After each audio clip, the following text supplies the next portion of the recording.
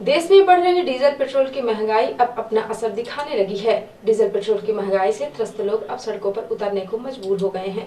25 फरवरी को बस owners association के पदाधिकारियों ने जिला कलेक्ट्रेट पहुंचकर जिले के कलेक्टर रविंद्र कुमार चौधरी को अपना ज्ञापन सौंपकर कहा है कि सीधी बघवार नहर दुर्घटना के बाद शासन प्रशासन द्वारा जगह जगह ओवरलोडिंग सवारी चेकिंग के नाम पर उन्हें परेशान किया जा रहा है।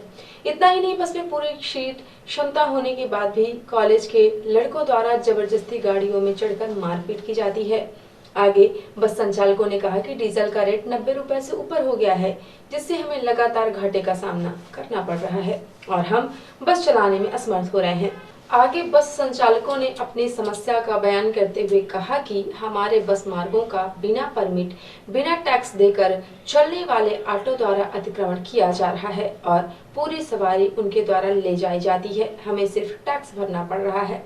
जिले के कलेक्टर को अपनी मांगों का ज्ञापन सौंपने के बाद बस ऑनर्स एसोसिएशन के पदाधिकारियों ने एनटीवी इंडिया न्यूज को अपनी समस्याओं और मांगों की जानकारी दी और कहा कि हम लोग 26 फरवरी को आज बसों का चक्का जाम करके सांकेतिक हड़ताल कर रहे हैं। यदि शासन प्रशासन हमारी मांगों और समस्याओं पर ध्यान नहीं देता तो हम आगे और भी ज्यादा कड़ा रुख अपनाएंगे।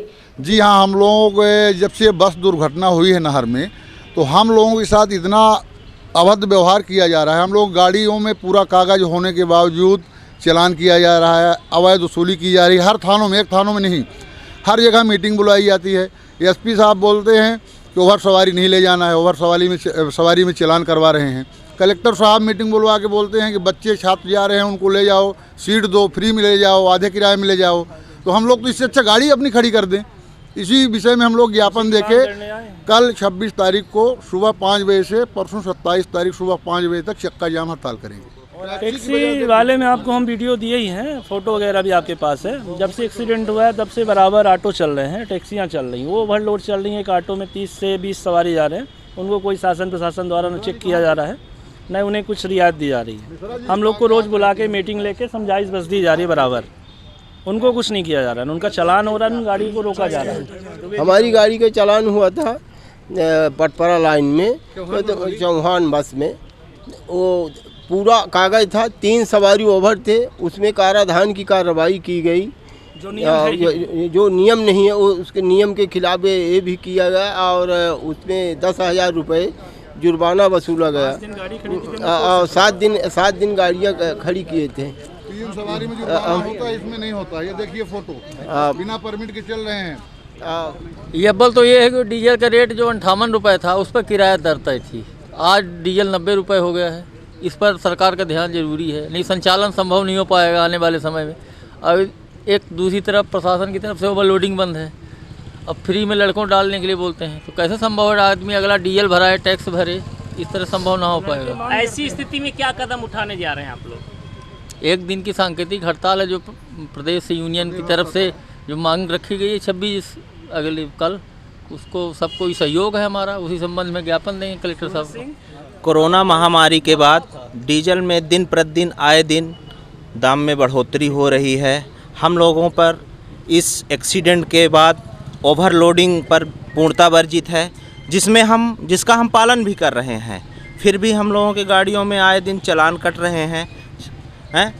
सवारियाँ ओवरलोडिंग करने में समस्याएं आ रही हैं। छात्रों को अगर हम अपनी गाड़ियों में जगह नहीं देते हैं, वो आए दिन प्रतिदिन गाड़ी वालों से, स्टाफों से विवाद करते हैं, जिसकी सूचना पुलिस को भी दी जाती है। पुलिस हर जगह हर समय पर उपलब्ध नहीं हो सकती है और न तो संतोषजनक कार्रवाई हो पा रही है, जिस कारण से पूरा वाहन समुदाय परेशान है। हम लोगों की ये स्थिति है कि हम लोगों की गाड़ियों में तेल नहीं निकल रहा है, शाम को गाड़ियों के स्टाफ का पैसा नहीं मिल पा रहा है, जिस कारण से हम लोग धीरे धीरे गाड़ी का व्यवसाय बंद करने की ओर अग्रसर हो रहे हैं।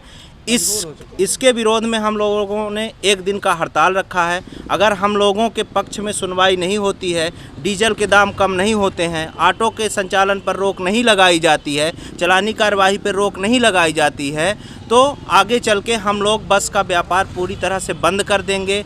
यहाँ तक गाड़ियों को, कबाड़ियों को बेच देंगे। इसके बाद जिले में बस संचालकों की कई समस्याएं हैं। उन सब समस्याओं के बाद डीजल पेट्रोल की बढ़ी महंगाई ने लोगों के जख्मों पर नमक छिड़कने का काम कर दिया है। बस चलाने वाले संचालक अब किराया बढ़ाने की मांग पर अड़ गए हैं और बस संचालकों का यह कदम अब जनता के गले की हड्डी बनने वाला है, क्योंकि शासन प्रशासन द्वारा लगाए जाने वाले किसी भी टैक्स का खामियाजा तो सिर्फ आम जनता को ही भुगतना पड़ता है। घूम फिर कर सारे टैक्स जनता के गले में ही आकर फांसी का फंदा बनेंगे। अब देखना है कि शासन प्रशासन जनता को बचाता है या बस एसोसिएशन को। विभिन्न महाविद्यालयों के प्रारंभ होने तक परीक्षाओं के संचालन के कारण छात्रों को परिवहन में होने वाली समस्याओं के दृष्टिगत कलेक्टर रविंद्र कुमार चौधरी की अध्यक्षता में बैठक का आयोजन किया गया। बैठक में शासकीय एवं अशासकीय महाविद्यालयों के संचालक, बस संचालक तथा पुलिस एवं परिवहन विभाग के अधिकारी उपस्थित रहे। कलेक्टर श्री चौधरी ने कहा कि महाविद्यालयीन छात्र छात्राओं को परिवहन में सुविधा नहीं हो, इसके लिए वैकल्पिक व्यवस्था बनाई जाए। निजी महाविद्यालयों द्वारा अपनी बसों का संचालन किया जाए तथा खाली समय में उचित शुल्क लेकर अन्य महाविद्यालयों के छात्र छात्राओं की सुविधा की दृष्टि से बसों के संचालन की अनुमति दी जाएगी। निजी विद्यालय भी उक्त कार्य में अपना सहयोग कर सकेंगे। कलेक्टर श्री चौधरी ने सभी महाविद्यालयों को कक्षा संचालन तथा परीक्षा संचालन के समय को व्यवस्थित करने के निर्देश दिए हैं, जिससे एक ही समय पर छात्र छात्राओं की भीड़ नहीं हो। कलेक्टर श्री चौधरी द्वारा ऑटो तथा टैक्सी ओवरलोडिंग के विरुद्ध कार्यवाही करने के निर्देश दिए हैं। अतिरिक्त पुलिस अधीक्षक अंजुलता पाटले द्वारा महाविद्यालय के संचालकों को छात्र छात्राओं को समझाइश देने के लिए कहा है। उन्होंने छात्र छात्राओं से भी अपील की है कि ऐसा कुछ नहीं करें जिससे कानून एवं व्यवस्था की स्थिति निर्मित हो तथा उन्हें भविष्य में असुविधा हो।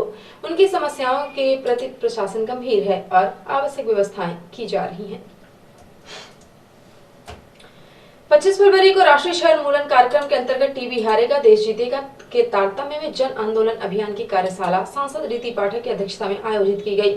उक्त कार्यशाला के माध्यम से सांसद द्वारा अपील की गई है कि प्रधानमंत्री नरेंद्र मोदी की मंशानुसार भारत देश को 2025 तक टीबी मुक्त किया जाना है। इसको सफल बनाने के लिए अगर किसी को भी 2 हफ्ते से अधिक दिनों तक खांसी आए तो तुरंत जाँच करवाएं। सभी लोगों को एवं समुदाय के सहयोग से टीबी मुक्त भारत का लक्ष्य पूरा किया जा सकेगा। कार्यशाला में सांसद श्रीमती पाठक ने टीबी के विषय में जन जागरूकता अभियान चलाने के लिए कहा है। लोगों को टीबी के लक्षणों के विषय में जानकारी तथा शासन द्वारा टीबी के उपचार के विषय में संचालित कार्यक्रमों की जानकारी ग्राम स्तर तक पहुंचाई जाए, जिससे टीबी की शीघ्र पहचान हो सकेगी और लोगों को समय से उपचार मिल सकेगा। बैठक में कलेक्टर रविंद्र कुमार चौधरी ने कहा कि टीबी रोगियों की पहचान के लिए जिले में अभियान चलाया जाए। ऐसे सेक्टर्स की पहचान की जाए जहां टीबी रोगी होने की संभावना अधिक है। इन स्थानों में कैंप लगाकर टीबी रोगियों की जांच व पहचान की जाए। मुख्य चिकित्सा एवं स्वास्थ्य अधिकारी डॉक्टर बीएल मिश्र ने बताया कि जिले में टीबी रोगियों की जांच के लिए पर्याप्त संसाधन उपलब्ध हैं तथा नियमित रूप से टीबी रोगियों की पहचान के लिए जांच किया जा रहा है। समय से पहचान होने पर टीबी का इलाज संभव है।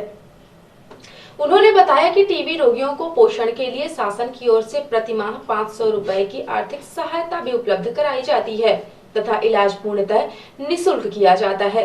उन्होंने कहा कि यदि किसी को 2 हफ्ते तक लगातार खांसी की शिकायत है तो वह अपनी टीबी की जांच अनिवार्य रूप से कराए। कार्यशाला में अपर कलेक्टर हर्षल पंचोली, सीईओ जिला पंचायत तारकेश शुक्ल, विधायक प्रतिनिधि गुरुदत्त शरण शुक्ल सहित जनप्रतिनिधि, गणमान्य नागरिक तथा विभागीय अधिकारी उपस्थित रहे। देश में लगातार बढ़ रही महंगाई रूपी समस्या ने आम जनता का जीना मुश्किल कर दिया है। एक तरफ लोगों की रोजी रोटी पर संकट है, वहीं महंगाई और बेरोजगारी की वजह से लोगों की घर गृहस्थी और जीवन यापन मुश्किल हो रहा है। हाल ही में कोरोना की मुसीबत से बचकर बाहर आए लोगों को अब डीजल, पेट्रोल, रसोई गैस की महंगाई के साथ अन्य कई तरह की महंगाई का सामना करना पड़ रहा है। ऐसे में लोग अब अपनी घर गृहस्थी कैसे चलाएं, जब सरसों का तेल 160 रुपए लीटर, डालडा 120 रुपए लीटर, रसोई गैस 820 में और अन्य कई वस्तुएं जो आम आदमी की पहुंच से बाहर होने लगी हैं। ऐसे में सीधी शहर में बेरोजगार पढ़े लिखे लोग सड़कों में सब्जी के ठेले चलाकर अपना और अपने परिवार का पेट भरने को मजबूर हैं। इसी तरह के एक बेरोजगार युवक रमई साहू को अपनी जिम्मेदारियों का बोझ और परिवार की भूख से सामना करना पड़ रहा है, जिसके लिए वह जिले के मझौली से आकर सीधी शहर की सड़कों पर सब्जी बेचने को मजबूर हैं। एनटीवी इंडिया न्यूज ने जब उस पढ़े लिखे बेरोजगार सब्जी का ठेला गली गली घुमाकर बेच रहे नवयुवक से बात की तो उसने अपनी पीड़ा बताते हुए कहा कि वह लॉ का स्टूडेंट है, लेकिन उसे अब अपने परिवार का पालन पोषण करने के लिए शहर में आकर सब्जी का ठेला लगाना पड़ रहा है। आगे उसने बताया कि इस महंगाई में उसने 700 की सब्जी खरीदी, लेकिन उसका धंधा नहीं चल रहा है और उसकी पूंजी भी नहीं निकली। ऊपर से उसे ठेले का किराया, घर का भाड़ा और नगर पालिका की बैठ की वसूली भी देनी पड़ रही है। बेरोजगार नवयुवक की बातें झकझोर देने वाली हैं। जी साहब, ये तो हजारों का सौदा है, बेरोजगारी में परेशान है, यहाँ जीवन यापन नहीं चल। पढ़े लिखे हैं? जी सर, LLB में एडमिशन है सर, बेरोजगारी में परेशान है। LLB में एडमिशन? जी जी जी जी। तो सब्जी बेचने को मजबूर है? अरे मजबूर हैं यहाँ, क्या बताए सर। क्या बात है, घर परिवार का खर्चा नहीं चल पा रहा है? अरे कुछ नहीं चल रहा है सर। अच्छा ये बताइए, आज सरसों का तेल 160 रुपए का है जी, और डालडा भी 120 रुपए का है। ऐसे में आप ये 200-400 रुपए की सब्जी लेके निकलते हो जी, कितना बचा लेते हो? कुछ बचता है? कुछ नहीं बचता है सर, यहाँ पूंजी लेना मुश्किल है। ये बताइए, आपने इतनी पढ़ाई की, आपके माँ बाप ने पैसा खर्च किया, आपने पैसा खर्च किया, क्या लगता है आपको आज आपका जीवन सफल है क्या? नहीं है सर, नहीं है सफल है, नहीं है सफल। कहीं रोजगार मिल रहा है आपको? नहीं मिल रहा है सर। महंगाई के बारे में क्या कहना चाहेंगे आप? महंगाई के बारे में सर बहुत परेशान है सर, बिल्कुल बेरोजगारी तो दूर करना है। कई घंटे आप घूमते हैं ये ठेला लेके? जी सर, ये तो 12 घंटा घूमते हैं और आपको खर्चा चलाने लायक पैसा नहीं मिलता? कुछ नहीं मिल रहा सर। अभी आज जो सब्जी बच गई, क्या करेंगे इसका? अब इसका क्या करेंगे सर? किसी काम की नहीं? जी जी जी। कहाँ के रहने वाले हैं? जी मझौली से। सीधी आए हैं रोजगार करने? जी जी जी। किराए के मकान में रहते? जी जी जी, किराए के मकान। किराया निकल जाता है क्या? अरे अभी तो शुरू है सर, कल से शुरू किए हैं। विगत महीने से डीजल पेट्रोल के दाम बढ़ने के बाद महंगाई ने विकराल रूप ले लिया है। ऐसे में अब लोगों की आर्थिक स्थिति गड़बड़ा रही है। ऐसे में जो बेरोजगार हैं, उनके लिए संकट अब और बड़ा हो गया है और लोग किसी तरह जीवन यापन को मजबूर हो गए हैं। बेरोजगारों की शिक्षा गौण हो गई है। दबी जुबान में कुछ बेरोजगारों ने यहाँ तक कहा कि यदि हमें पता होता कि इतना समय पैसा बर्बाद करने के और इतनी शिक्षा हासिल करने के बाद हमें इस तरह के कामों को करना पड़ेगा, तो शायद हम इस पर पुनर्विचार करते। बहरहाल देश की इस समस्या को देश के उन कर्णधारों को चिंतन करना चाहिए जो देश के लोगों के भविष्य का ठेका लेते हैं और बेरोजगार युवकों को बड़े बड़े सपने दिखाते हैं। भारतवर्ष के प्राचीन ग्रंथों के अनुसार इस सृष्टि के समय सबसे बड़े शिल्पकार भगवान विश्वकर्मा की जयंती पूरे देश में पारंपरिक रूप से उनकी पूजा अर्चना करके मनाई जा रही है। 25 फरवरी को सीधी शहर के एक मैरिज हॉल में अखिल भारतीय विश्वकर्मा महासभा सीधी द्वारा विश्वकर्मा जयंती पर भगवान श्री विश्वकर्मा की पूजा अर्चना और सामाजिक स्थानों को लेकर चर्चा उद्बोधन का कार्यक्रम आयोजित किया गया। कार्यक्रम में सर्वप्रथम भगवान विश्वकर्मा की पारंपरिक रूप से पूजा अर्चना करके उनका समाज ने आशीर्वाद ग्रहण किया और मौके पर आयोजित कार्यक्रम में मौजूद वक्ताओं ने अपना उद्बोधन देते हुए विश्वकर्मा समाज को साक्षर और शिक्षित बनाने की सलाह दी। वक्ताओं ने कहा कि समाज में अंधविश्वास को कोई जगह नहीं दी जानी चाहिए और बच्चों का भविष्य हम शिक्षा और संस्कार से सुधार सकते हैं।